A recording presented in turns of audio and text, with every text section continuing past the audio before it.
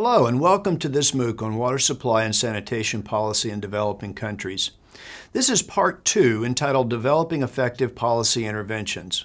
My name is Dale Whittington. I'm a professor at the Alliance Manchester Business School in the UK and at the University of North Carolina at Chapel Hill in the United States, and I'm a visiting professor at the Lee Kuan Yew School of Public Policy at the National University of Singapore. Hello, I'm Duncan Thomas, a lecturer at the Alliance Manchester Business School. In this MOOC, we're going to help you to understand the political, economic, social and technical dimensions of some of the most promising policy interventions that have been proposed to solve global water and sanitation problems. This is important because about 500 million people on our planet still lack access to improved water supplies, and about 2 billion do not have improved sanitation services. In this part 2, we will look at some of the policy interventions that donors, national governments, and water utilities have tried to improve water and sanitation conditions around the world. We'll critically study what lessons can be learned from these experiences. Current water and sanitation conditions cause an unknown but very large number of avoidable deaths each year from water-related diseases. Millions of dollars are spent on avoidable health care expenses, and billions of hours are wasted by people, mostly women, carrying water from sources outside the home. Reducing these huge costs associated with poor water and sanitation services is one of the major global challenges for us all in the 21st century. Technologies to provide networked water and sanitation services are well known, but for decades the international community and national governments have struggled to find the right institutional and financial arrangements to provide these technologies to poor households in developing countries. This MOOC is therefore not a simple overview of technologies that could be used to improve water and sanitation conditions around the world in megacities, peri-urban slums, and rural communities. We must look at how efforts to improve water and sanitation conditions are embedded in institutions and guided by policy. In this part 2, we'll examine 6 main types of water and sanitation policy interventions, spread across 7 sessions of content. We'll first discuss why policy interventions in the water and sanitation sector have been so challenging to solve. We introduce the notion of ancient instincts about water and sanitation. Our species developed these many thousands of years ago while we were hunter-gatherers, but we still carry these ancient instincts with us today, and they greatly affect how we respond to different policy interventions designed to improve poor water and sanitation conditions. In our second session, we will look at different approaches to planning water supply programs in the rural areas of low-income countries, where many of the poorest households without improved water and sanitation services live. In the third session, we'll address the question of how prices and tariffs can be designed to improve service delivery. And we will also look at the question of how to improve the delivery of subsidies to poor households.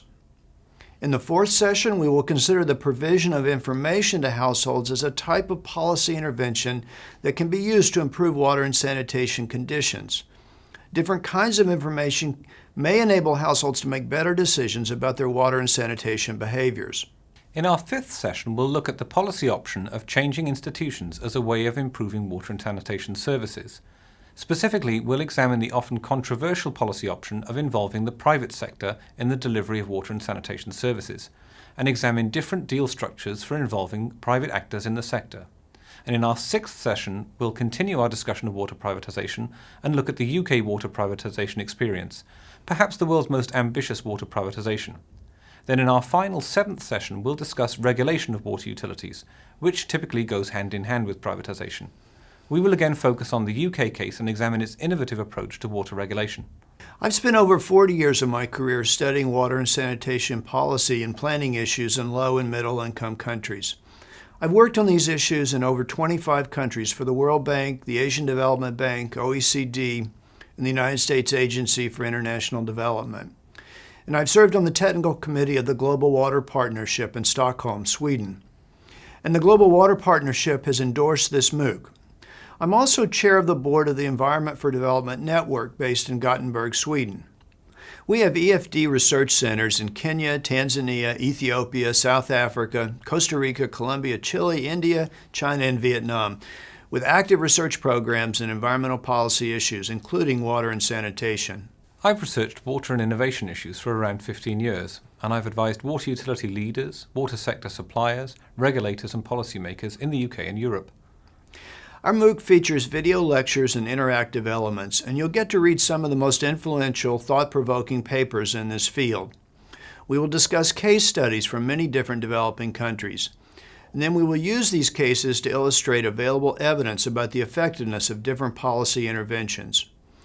You will also be able to watch interviews with leading water and sanitation experts from around the world about the challenging situations they face and the policy interventions they think are most effective. In this MOOC, we hope you'll develop skills to understand how to tackle a complex, controversial policy problem, one that has no simple, easy answers. You'll learn that the evidence policymakers need is sometimes missing or controversial.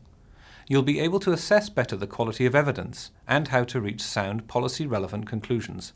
And you'll discuss issues with your fellow learners who may have very different perspectives from yours on the global water and sanitation challenges and the effectiveness of different policy interventions.